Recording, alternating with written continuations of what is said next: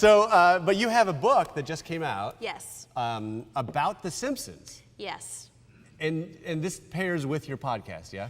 Yeah, so I have a podcast called Everything's Coming Up Simpsons, and it used to be called Everything's Coming Up Podcast, and we were advised that people wouldn't get that, which is a good call.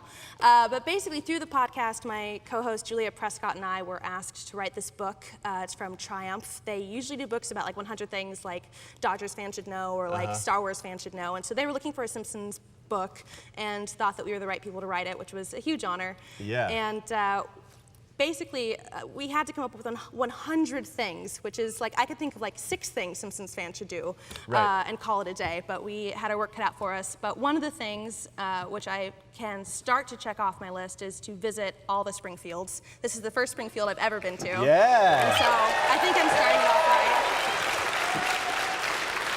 right. Are you worried?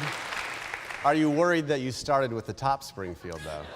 It's basically, if I have to die after visiting one, I want to get the good one first. Yeah. Good answer. Good answer. Yeah, this is actually part of like a long vacation for me.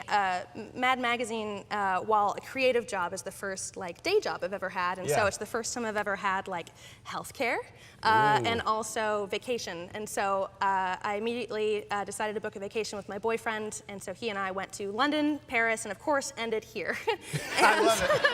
I have to say that like we tried so many like different types of cuisine and like went to so many different bars, and the food here is better. Like it's really good food. It is. And the people are nicer.